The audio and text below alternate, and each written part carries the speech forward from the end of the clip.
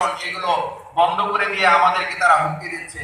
এমন হুমকি দিয়েছে তাদের ব্যবসায়ীরা এখন পথে বসতে শুরু করেছে।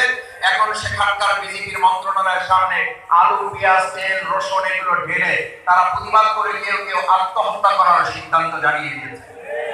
আমরা পরিষ্কার বলতে চাই, যদি বিজেপি বাংলাদেশ ভারত সম্পর্ক করতে ব্যর্থ হয়, তাহলে সেই দেশের শুধুমাত্র একজন দুইজন ব্যবসায়ী ব্যবসা বন্ধ এবং আত্মহত্যা না, টোটাল বিজেপি সরকারকে একসময় আত্মহত্যার রাস্তা বেছে নিতে হবে। বাংলাদেশের সাথে চোখে চোখ রেখে কথা বলার সাহস গোটা পৃথিবীতে আর কাউকে দেশের ছাত্র সমাজ জনতা দিবে না। বাংলাদেশের 18 কোটি মানুষ সিদ্ধান্ত গ্রহণ করেছে এই দেশের 56,000 বর্গ মাইল একটি প্রত্যেকটি ইঞ্চি মাটি পরিচালিত হবে এখানকার 18 কোটি মানুষের সিদ্ধান্তের আলোকে, কোন পৃথিবীর রাষ্ট্রের সিদ্ধান্তের আলোকে নয়। সম্মানিত ভাই এবং বন্ধুগণ, আজকে হঠাৎ করে আমরা শুনি আমাদের পার্শ্ববর্তী রাষ্ট্র আমাদের ফেনী দখল করে নিয়েছে।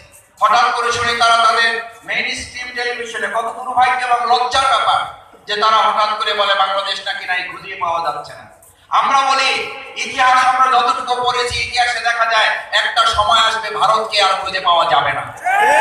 খণ্ড বিখণ্ড হয়ে গোটা পৃথিবীর মানচিত্রে যেমন ইতিপূর্বে বড় বড় রাষ্ট্রগুলো দম্ভ এবং তাদের স্বৈরাচারী নীতির কারণে খণ্ড বিখণ্ড হয়ে তাদের অস্তিত্ব হারাতে বসেছে, ভারতের এমন সময় আসবে যদি বাংলাদেশের সাথে একই সম্পর্ক তারা রাখে, যে সম্পর্কের কারণে আমরা এখনো দেখি বিএসএফ এর মাধ্যমে আমাদের পার্শ্ববর্তী সীমান্ত জায়গাগুলো আমাদের নাগরিকদেরকে পশুর মতো তাদের